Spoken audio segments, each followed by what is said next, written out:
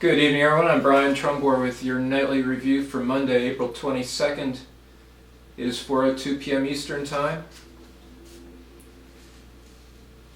Canadian authorities just announced in the last half hour that they had foiled a plot to carry out a major terrorist attack on passenger trains. Sounded like New York to Montreal Amtrak. The alleged plotters were arrested on Monday morning after being under surveillance for more than a year, and the Canadian authorities just announced that they had definite ties to Al-Qaeda. The investigation involved a cross-border cooperation involving the FBI and the Department of Homeland Security. So that's worrisome, but also very good. It was thwarted. Dow Jones finished up 20 points to 14,567, only about 0.1%. This after a 2.1% decline last week, the worst of the year. GE, McDonald's, and IBM were drags on the Dow today.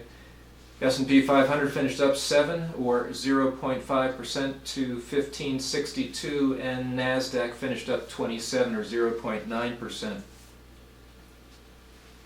Netflix is reporting earnings this afternoon, and Apple reports tomorrow.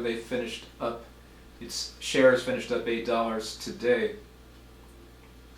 I've been saying that you really need to be worried about U.S. multinationals, and that's why I keep harping as much as I do on Europe, and it's also why growth in China is very important. So Caterpillar announced today a huge decline in profits and revenues over the first quarter of 2012, but they had warned at year end the first quarter would be rough, and investors appeared relieved. It wasn't worse, so Caterpillar shares finished up $2.26. Chairman and CEO Doug Oberhelman said, however, he said, what's happening in our business and in the economy overall is a mixed picture. Conditions in the world economy seem relatively stable, and we continue to expect slow growth in 2013. As we began 2013, we were concerned about economic growth in the United States and China, and are pleased with the relative stability we have seen so far this year. In the United States, we are encouraged by progress so far and are becoming more optimistic on the housing sector in particular. In China, first quarter economic growth was slightly less than many expected, but in our view remains consistent with slow growth in the world economy. In fact, our sales in China were higher in the first quarter of 2013 than they were in the first quarter of 2012, and machine inventories in China have declined substantially from a year ago. Gold closed at $14.24, up $29. Oil $88.80, up 80 cents. The 10-year Treasury finished at 1.69%. Goldman Sachs chief economist Jan Hatzius does not see the Federal Reserve raising its benchmark interest rate from 0 until January of 2016. Hatzius said it's going to take a long time for the slack in the labor market to be unwound. We have inflation below the target for the next 2 years. We think they're still going to be missing on the mandate, that's the Fed, and if you're missing on the mandate, you're going to want to do more. Overseas, Tokyo finished up 1.9%. London, Paris, and Frankfurt were essentially unchanged, but Italy was up 1.5%, its market, and its 10-year bond traded down to a yield of about 4.08%. Eurostat reported Spain's 2012 deficit was 10.6% of GDP, which is higher than Greece's 10%. Remember, the European Union imposes a limit of 3% on all members. Germany had a budget surplus last year, and Italy's deficit was under 3%, which sounds good, but Italy's problem is its total debt load, 130% of GDP. So I mentioned that the Italian market was up 1.5%, and the reason was lawmakers in the 6th round of voting in Parliament elected President Giorgio Napolitano, who turns 88 years old in June. They elected him to an unprecedented second 7-year term. The poor guy was to retire. He said in his statement, "I am driven at this time by a feeling that I cannot escape from assuming my responsibilities towards the nation, trusting that my gesture could be matched by a similar assumption of responsibility." Everyone basically begged him to stay on the job, from the Democratic left to the center right, as well as the centrist outgoing Premier Mario Monti. Silvio Berlusconi is thus poised to return to power as part of a grand coalition after the country's traditional parties joined forces to fight off the insurgent protest movement of Beppe Grillo, the least funny stand-up comic I've ever seen. Berlusconi told his supporters to prepare to form a stable coalition with heavyweight ministers from his party, although it is highly unlikely he will get a portfolio himself with all of his legal issues. So, Napolitano is expected to ensure that a new coalition government includes, again, the Democratic left, even though their leader, Pierluigi Bersani, resigned, and Monti and Berlusconi's coalition. And again, Grillo and his upstart five-star movement will be excluded. So the financial markets liked it because it is thought a broad-based coalition government will pursue the pro-European reforms similar to the Monti agenda. For his part, Grillo accused the political establishment of staging a, quote, crafty little coup to try to cling to power, and he said Mr. Napolitano was re-elected president to, quote, save Mr. Berlusconi's ass. They are robbing another year from the country, but if the government pursues the Monti agenda, and it will not last, said Grillo. From the Financial Times Lex column, a little commentary. Italy has just had a senior moment. Giorgio Napolitano, who will turn 88 in June, has been re-elected as head of state. In the short term, this will break the political deadlock that has effectively ground the country to a halt since elections in February. Q, a near 2% rise on Monday in Italian stocks while 10-year bond yields fell. The real driver of Italian market performance cannot be economic fundamentals, which are dire. Let's face it, a wave of global liquidity means Italy is remarkably lucky in the timing of its political and leadership crisis. That ought to worry investors. The last time Italy was in a predicament like this was the autumn of 2011.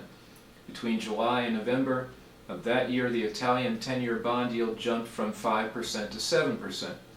The stock market tumbled 25%, and Mario Monti was summoned. Contrast today's market reaction. Since the inconclusive election in late February, the 10-year yield has fallen 80 basis points to a whisker above 4%.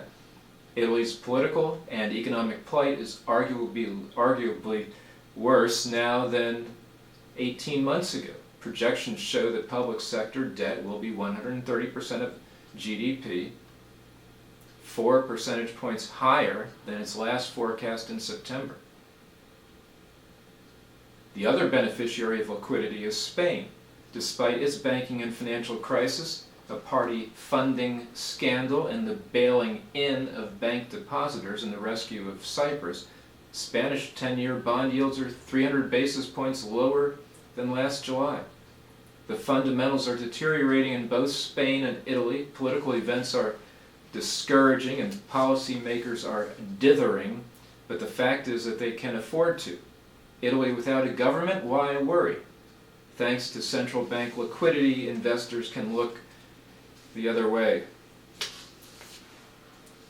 Activists in Syria said Sunday they were still counting corpses discovered after Syrian troops stormed a Damascus suburb, killing some 100 amid a stepped-up government offensive against opposition rebels. Bodies found in field hospitals and the streets were disfigured and burnt, activists said, with some showing evidence of execution-style killings. The dead included women and children. The report comes as forces loyal to President Bashar Assad step up an offensive to regain control of rebel strongholds, particularly in the suburbs of Damascus and strategic corridors linking the capital to the northern coastal areas and the Lebanon border. The northern coastal areas are where Assad's Alawite sect has its stronghold, and that's where it's assumed eventually they will retreat to. Actually, they've already started to retreat there and sending arms there. That's going to be their last hideout. Activists said the army, Syrian army, backed by pro-regime militia and Hezbollah, was aiming to crush the insurgents. But U.S. Secretary of State John Kerry said the U.S. would double its non-lethal aid to opposition forces in Syria to $250 million. Speaking at the conclusion of the Friends of Syria meeting, a real laugh fest, Kerry said the Syrian crisis was in a critical moment. The stakes in Syria couldn't be more clear. Chemical weapons, the slaughter of people by ballistic missiles, and other weapons of huge destruction, said Secretary Kerry. The potential of a whole country, a beautiful country with great people, being torn apart and perhaps breaking up into enclaves with the potential of sectarian violence, which this region knows there is too much of. What we are trying to do is to avoid all that. That's almost, it's laughable.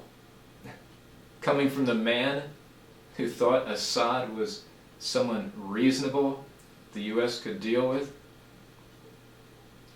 Kerry speaks of breaking up into enclaves, potential of sectarian violence. It's been happening for almost the full 2 years of the war. And there have been heavy clashes on the Lebanese border. Schools there were evacuated Saturday in the mostly Shiite villages, and indeed 2 rockets struck inside Lebanon, causing heavy damage. And at the massive Zatari refugee camp I have spoken of in the past in Jordan, which has about 120,000, I think it was built for about 10. There was a ton of rioting over the weekend. At least 10 Jordanian security officers were injured, so just a real mess. U.S. Secretary of Defense Chuck Hagel told reporters on his flight to Israel that Israel is a sovereign nation and every sovereign nation has the right to defend itself and protect itself. Israel will do that. It must do that, Hagel was quoted as saying. Hagel has vowed to provide Israel with advanced weapons that will enhance its ability to strike at Iran, and officials from the United Nations nuclear watchdog, the International Atomic Energy Agency, have set more talks for May 21st. This would be the 10th round of negotiations. It's like, why bother? There is no way that Iran will let the IAEA inspectors into the Parchin military complex, where it is suspected that Iran has been testing nuclear triggers, and that's been the IAEA's big mission for really the past years, to get into that complex, test the soil, do everything else, and Iran won't let them in, and that tells you everything. That's all for today. I'll be back with you Tuesday. Take care.